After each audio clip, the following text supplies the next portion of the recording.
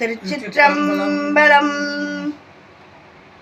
சைவத்தின் மேல் சமயம் வேறு இல்லை, அதில் சார் சிவமாம் தெய்வத்தின் மேல் தெய்வம் இல்லனும் நான்மறை செம்பொருள் வாய்மை வைத்த சீர்திரு தேவாரமும் திருவாசகமும் உய்வை தரச் செய்த நால்வர் பொற்றாழியம் எம் உயிர் துணையே.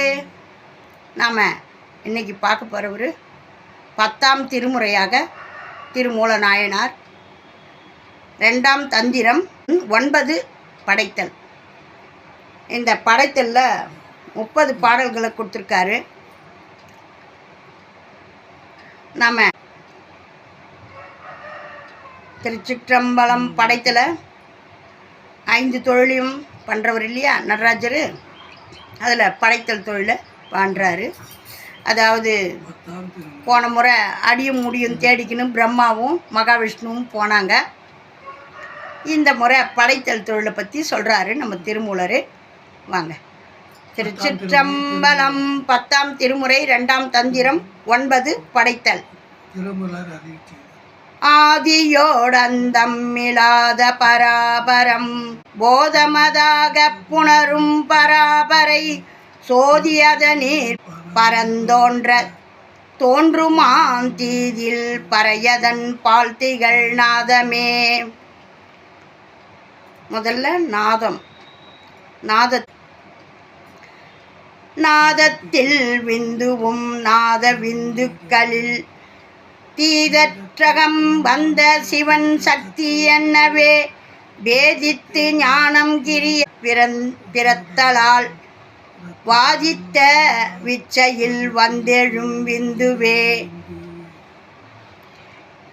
இல்லது சக்தி இடந்தனில் உண்டாகி கல்லொளி போல கலந்துள் இருந்திடும் வல்லது ஆக வழி செய்து அப்பொருள் சொல்லது சொல்லிடில் தூராதி தூரமே. தூராதி சோதி தொடர்ந்தொரு சக்தியாய் ஆர்வத்து நாதம் அணைந்தொரு விந்துவாய் பாரத் சதாசிவம் பார்முதல் 5க்கும் சார்வத்து சக்தி ஓர் சாத்துமானாமே. மானின் கண் வானாகி வாயு வளர்ந்திடும் காணின் நீரும் கலந்து கடினமாய் தேனின் கண் 5ம் செறிந்த பூதமாய் பூவின் கண் நின்று பொருந்தும் புவனமே. புவனம் படைப்பான் ஒருவன் ஒருத்தி, புவனம் படைப்பார்க்கு புத்திரர் 5வர், புவனம் படைப்பானும் பூமி செய்யானுமாய் புவனம் படைப்பானா புண்ணியன் தானே. புண்ணியன் நந்தி பொருந்தி உலகெங்கும் தன்னிய மானை வளர்த்திடும் சக்தியும் கண்ணியல் பாகம் கலவி முழுதுமாய் மண்ணியல் பாகம் மலர்ந்தெழ பூவிலே நீரகத்தின்பம் பிறக்கும் நெருப்பிடை காயத்திற்கு ஒரு சோதி பிறக்கும் அக்காற்றிடை ஓர் உடை நல்லுயிர் பாதம் ஒளி சக்தி நீரிடை மண்ணின் நிலப்பிறப்பாமே. உண்டுலகேழும் உமிழ்ந்தான் உடனாகி அண்டத்தமரர் தலைவனும் ஆதியும் கண்ட சதுர்முக காரணன் தன்னோடும் பண்டி உலகம் படைக்கும் பொருளே. ஓங்கு பெருங்கடல் உள்ளூரு வானோடும் பாங்கார் கையிலை பராபரன் தானும் வீங்கும் கமல மலர்மிசை மேலையன் ஆங்குயிர் வைக்கும் அவுணர்தானே. பார்த்தீங்களா, ஒவ்வொரு உயிரும் எப்படி தோன்றி இருக்குது பார்த்தீங்களா. அருமையான. இப்போ நான் 5 பாட்டு பாடலான்னு பார்த்தேன், 10 பாடல் பாடிட்டேன். அவர் எப்படி அந்த இதுவை தோற்றுவித்திருக்காருன்றதை அழகாக சொல்கிறார் பாருங்க. மானின் கண் வானாகி வாயு வளர்ந்திடும் காணின் கண் நீரும் கலந்து கடினமாய் தேனின் கண் 5ம் செறிந்த பூதமாய் பூவின் கண் நின்று பொருந்தும் புவனமே. புவனம் படைப்பான் ஒருவன் ஒருத்தி, புவனம் படைப்பார்க்கு புத்திரர் 5வர், புவனம் படைப்பானும் பூமிசை யானாய் புவனம் படைப்பான புண்ணியன்தானே. பார்த்தீங்களா? இப்போ நம்ம அந்த அதில் தான் சொல்லிகிட்டு இருந்தேன், ஏகன் அப்படின்னு சொல்லி ஒன்றா இருக்கும், பலவாக மாறும். அந்த பலவும் போய் சேர்ந்து மறுபடியும் ஒன்றா ஆகிடும்.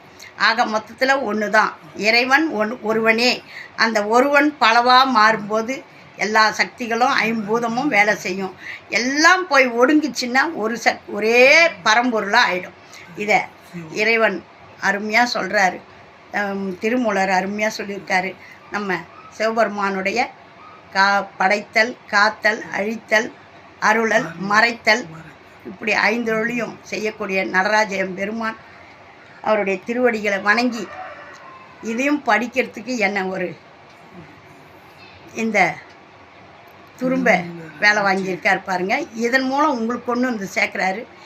இப்படி ஒரு திருமூலருடைய திருமந்திரம் இருக்குதுன்னு உங்களுக்கு தெரியுமா? 2ஆம் தந்திரத்தில் 9 படைத்தல். இதை கேட்டு, இது கேட்குறதே உங்களுக்கு புண்ணியம். கேளுங்க, கேட்டு நல்ல ஆதரவு கொடுங்க. லைக் பண்ணுங்கள், ஷேர் பண்ணுங்கள், சப்ஸ்கிரைப் பண்ணுங்கள், ஆல் பெல் பட்டனை கிளிக் பண்ணுங்கள், ஸ்கிப் பண்ணாமல் பாருங்கள். இதை எல்லாம் தெரிஞ்சவங்க வந்து பார்த்து குறை வேணாம். என்ன மாதிரி தெரியாதவங்களுக்கும் போய் சேரணும். எனக்கே தெரியாது, இப்போ நான் படிக்கிறேன், இதை கொண்டு வந்து உங்களாண்ட சேர்க்குறேன். கேளுங்க. நாளைய தினம் மகாலய அமாவாசை. இந்த அமாவாசை நல்ல நாளில் நீங்கள் பித்திருக்களுக்கு போஜனம் கொடுங்க. பித்திருக்களுக்கு போஜனம் கொடுங்கன்னா நீங்கள் என்ன போய் ஊட்ட போகிறீங்க? இல்லை, காக்காய்க்கு சாதம் வைங்க. அமாவாசை நாளில் காக்காய்க்கு சாதம் வைங்க. எங்களுக்கு பழக்கம் இல்லைன்னு சொல்கிறவங்க குடும்பம் செய்யணும். பித்திருக்கள் வந்து ஆன்மா வந்து பசின்னு வருந்துவாங்க. அவங்க பசியை தீர்க்க வேண்டியது நம்மளோட கடமை. நம்ம என்ன செய்யலாம் அப்படின்னா, இல்லாதவங்களுக்கு நீங்கள் வாங்கி கொடுத்தா கூட அந்த புண்ணியம் அவங்கள போய் சேரும். அவங்க பேரை சொல்லி இன்னார் இப்போ யார் உங்கள் வீட்டில் எதுவாக இருக்கா இறந்துருக்காங்களோ அவங்க பேரை சொல்லி ஒருத்தருக்கு அன்னம் விட்டிங்கன்னா அது போய் அவங்களுக்கு போய் சேரும். அந்த மாதிரி காக்காய்க்கு ஒரு பிடி சாதம் வைங்க. அந்த மாதிரிலாம் வச்சு பயனடைங்க. இல்லாதவங்களுக்கு உதவுங்க. எவ்வளோ ஆசிரமங்கள்லாம் இருக்குது. அங்கே போய் முதியோர்கள் இல்லம், இந்த மாதிரி குழந்தைங்கள்லாம் வளர்கிற இடம், இங்கெல்லாம் போய் நல்ல உங்களால் முடிஞ்சால் செய்யுங்க. முடியாதவங்க காக்காய்க்கு அன்னமிடுங்க. காக்காய்க்கு ஒரு பிடி சாதம் ஒரு சொல்லும்போது அவர் சொல்லியிருக்காரு, ஒரு பச்சலை, ஒரு டம்ளர் தண்ணி, ஒரு பசுமாட்டுக்கு ஒரு வாயுரை அகத்திக்கீரை வாங்கி கொடுங்க. உங்களால் முடிஞ்சதை செய்யுங்க. காக்காய்க்கு எள்ளும் தண்ணி வச்சு சாதம் கண்டிப்பாக வைங்க. வடித்த சாதத்தை, எங்களுக்கு இந்த பழக்கம்லாம் இல்லைன்னு சொல்கிறவங்க குடும்பம், வடித்த சாதத்தை நடுட்டாண்டை எடுத்து வச்சு அதை நீர் வளாவி சிவபெருமானை நினச்சி பெருமாளை உங்களுக்கு யார் நினைக்கிறீங்களோ நினச்சி கும்பிட்டுக்குன்னு எடுத்துக்கின்னு போய் ஒரு பிடி சாதம் எடுத்துக்கின்னு போய் எள்ளும் தண்ணியும் கலந்து எடுத்துன்னு போய் உங்களை நினச்சி வளர்த்தவங்க செத்தவங்க அவங்களெல்லாம் நினச்சி வச்சுட்டு காக்காவை கூப்பிட்டுட்டு வந்துடுங்க. அவங்க சாப்பிட்டுட்டு அவங்களுடைய ஆத்மா சாந்தி அடையும். அவங்க ஆன்மாவுக்கு பசி தீரும். எனக்கு உணவு கொடுத்தவங்க நல்லா இருக்கணும் அப்படின்வாங்க. எனக்கு கூட இதெல்லாம் தெரியாது. நான் காசிக்கு போன போது அங்கே சொல்கிறத கேட்டவுடனே அந்த மரத்தில் வந்து எல்லாரும் அந்த கேல இருப்பாங்களாம். அந்த மரத்தில் வந்து நின்று இருப்பாங்களாம்.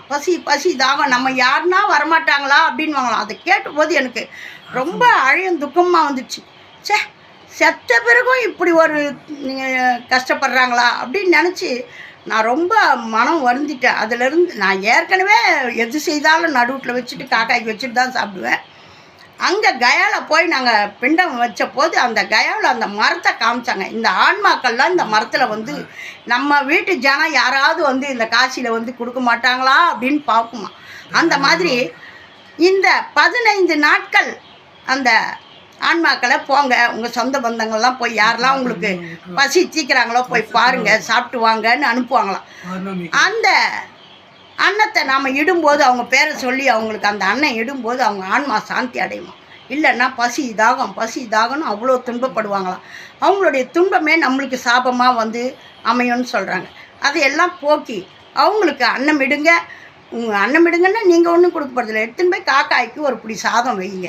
இல்லாதவங்களுக்கு வாங்கி கொடுங்க. அவங்க பேரை சொல்லி இல்லாதவங்களுக்கு ஒரு கொடை வாங்கி கொடுங்க, ஒரு செருப்பு வாங்கி கொடுங்க, ஒரு துணி வாங்கி கொடுங்க. இருந்தால் செய்யுங்க. இல்லையா ஒரு பிடி சாதம் நாய்க்கோ காக்காய்க்கோ யாருக்கோ ஒரு வாயில்லா ஜீவனுக்கு மாட்டுக்கு எல்லாம் செய்யுங்க. ஒரு பக்கெட்டு தண்ணி பிடிச்சி கூட குடிக்க கொடுங்க. அந்த மாதிரிலாம் எல்லாம் நம்மளால் முடிஞ்சதை செய்யலாம். செஞ்சு உங்களுடைய புண்ணியத்தை உயர்த்திக்குங்க. இந்த மகாலய அமாவாசையில் செய்கிறது அவ்வளோ ஒரு சிறப்பு. இதையெல்லாம் தேடி செய்யுங்க. இறைவனுடைய திருவருளால் சொல்கிறேனே, நான் தான் சொல்லியிருக்கேனே, எங்களுக்கு எந்த விதமான உதவி ஒத்தாசையும் கிடையாது. ஏழ்மையான குடும்பத்தில் தான் பிறந்தோம். நான் அவரை தான் கல்யாணம் பண்ணின்னு வந்தேன். என்னுடைய இறைவனுடைய திருவருள்னால எனக்கு இந்த திறமையை கொடுத்து இந்த அளவுக்கு நாங்கள் அந்த வீடும் விற்றோம், ஒரு கவர்மெண்ட் வேலையும் வாங்கினேன், எல்லாம் பண்ணி என் மக்களும் நல்லபடியாக கல்யாணம் முடித்து கொடுத்து அவங்களும் நல்லா இருக்கிறாங்க. நானும் எல்லா இடமும் சுற்றி வந்தேன். காசி, ராமேஸ்வரம் எல்லாம் பாடல் பெற்ற தலைமெல்லாம் சுற்றி வந்திருக்கேன். நான் போகலையேன்னு வருத்தப்படுறது ஒன்று. கைலாயம் போய் பார்க்கவே இல்லை. கைலாயம் போகணுன்னு நாங்கள் போகும்போது 4 லட்சம் 3 லட்சம் நாங்கள், இப்போ பார்த்தா 10 லட்சம் அப்படின்னு ஜாஸ்தி ஆகிட்டாங்க.